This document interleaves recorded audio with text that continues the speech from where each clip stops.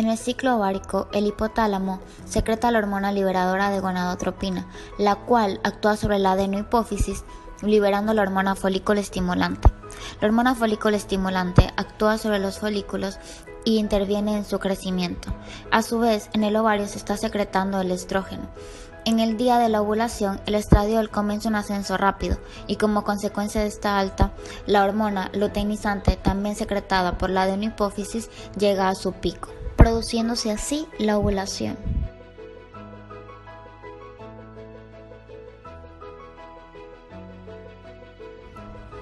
Antes de que el ovocito sea liberado existe un desarrollo folicular. Folículo primordial. El ovocito está rodeado por capas simples de células foliculares. Folículo primario. Aparece la zona pelúcida, la teca y más de una capa de células foliculares.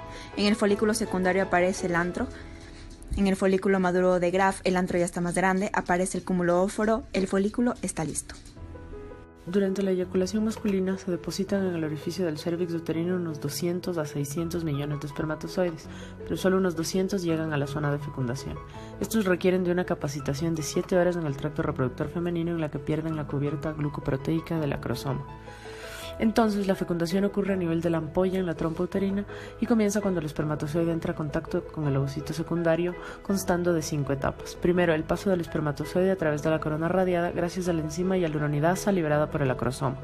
Este pasa a través de la zona pelúcida luego del óvulo por 3 enzimas más del acrosoma, pero principalmente acrosina, que genera la reacción de zona en el óvulo, en la que se induce un efecto proteolítico que hace que el óvulo se vuelva impermeable para otros espermatozoides. Luego se fusionan las membranas celulares del espermatozoide y del óvulo y desaparecen, permitiendo el ingreso de la cabeza y cola del espermatozoide. En ese punto se activa y concluye la segunda división meiótica del ovocito y se forma el pronúcleo femenino. Después se forma el pronúcleo masculino y el ovocito pasa a llamarse ovótido. Finalmente se fusionan los dos pronúcleos haploides y se recombina el material genético, dando lugar a una agregación diploide única de cromosomas y el ovótido pasa a llamarse cigoto. 30 horas después de la fecundación sucede la segmentación de ese cigoto a lo largo de la trompa uterina, lo que implica una serie de divisiones mitóticas repetidas para incrementar el número de células del cigoto llamadas blastómeros. Al tercer día de la fecundación, cuando tiene entre 2 y 32 células, pasa a llamarse mórula. Al cuarto día, cuando la mórula entra en el útero, pasa a llamarse blastocisto y aparece en su interior un espacio relleno de líquido llamado blastocele. A medida que aumenta la cantidad de líquido en el blastocele, este separa los blastómeros en 2 zonas, una capa celular externa, el trofoblasto, que formará la placenta, y una masa celular interna, el embrioblasto, que formará el embrión. 6 días después de la fecundación, el blastocisto se une al endometrio y el trofoblasto prolifera, diferenciándose en una capa interna llamada citotrofoblasto, que tiene gran actividad mitótica para originar células nuevas que migran hacia la capa externa, llamada sincitotrofoblasto. Esta es una masa protoplásmica multinucleada en la que no se disciernen los límites celulares y se encarga de infiltrar el epitelio endometrial y el tejido conectivo subyacente. Simultáneamente, en la superficie profunda del embrioblasto se forma el hipoblasto, lo que forma la capa bilaminar embrionaria y da fin a la primera semana del desarrollo embrionario. En la segunda semana el blastocisto ya se ha implantado completamente en el endometrio. Aparecen 2 masas. De la masa interna aparece el epiblasto y el hipoblasto, siendo parte del embrioblasto, y de la masa externa se dará origen a los tejidos que funcionarán como conexión a las paredes uterinas, el sincitotrofoblasto y el citotrofoblasto, siendo parte del trofoblasto. El epiblasto está relacionado con la cavidad amniótica y el hipoblasto con la cavidad del blastocisto. El blastocisto se introduce al endometrio materno. Al hacer esto formará una herida que comenzará a cicatrizar gracias a la fibrina. En el sincitotrofoblasto se formarán lagunas trofoblásticas, comienza la fase lacunar, las cuales se llenarán próximamente de sangre materna para dar una oxigenación entre la madre y el embrión. En el hipoblasto se formará una membrana que se une al citotrofoblasto llamada membrana exocelómica de Heuser. Aquí la cavidad del blastocisto pasa a llamarse también saco viterino primario. En el citotrofoblasto las lagunas se llenan de sangre procedentes de la madre, siendo este el primer paso para la circulación uteroplacentaria que eventualmente formará la placenta del embrión.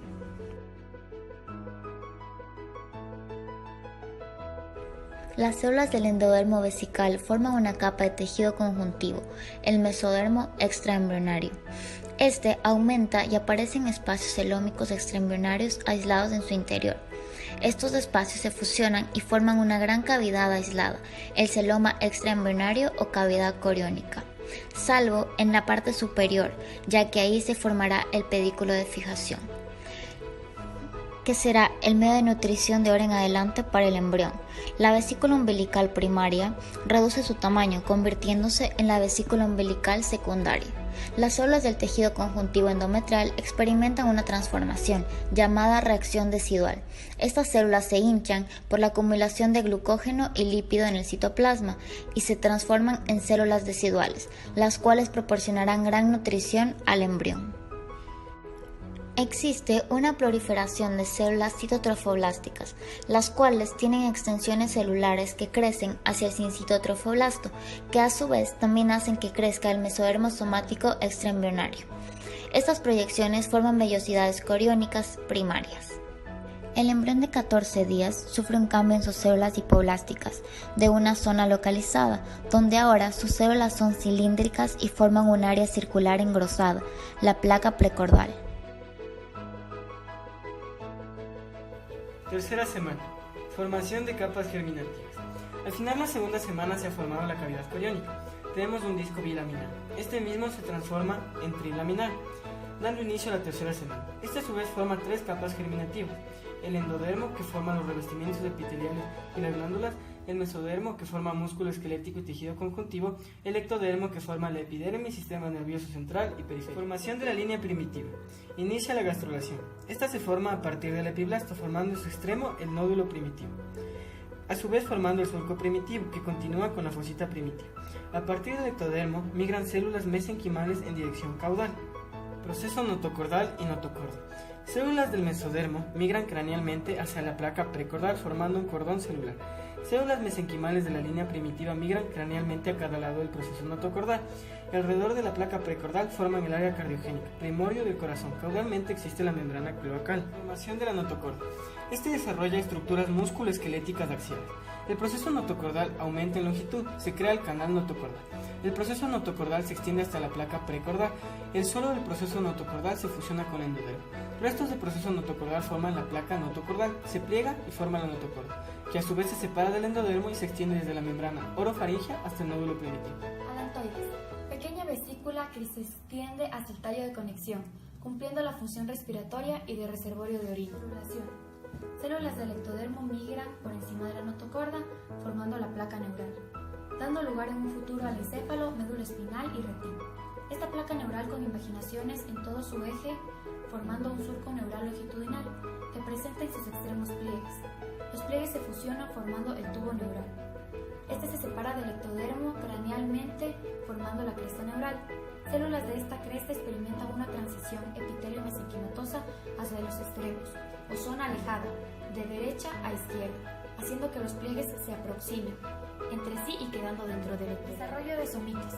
A partir del mesodermo paraxial en sentido cráneo-caudal, a cada lado del tubo neural, originando el esqueleto axial y su musculatura. Celoma intraembrionario.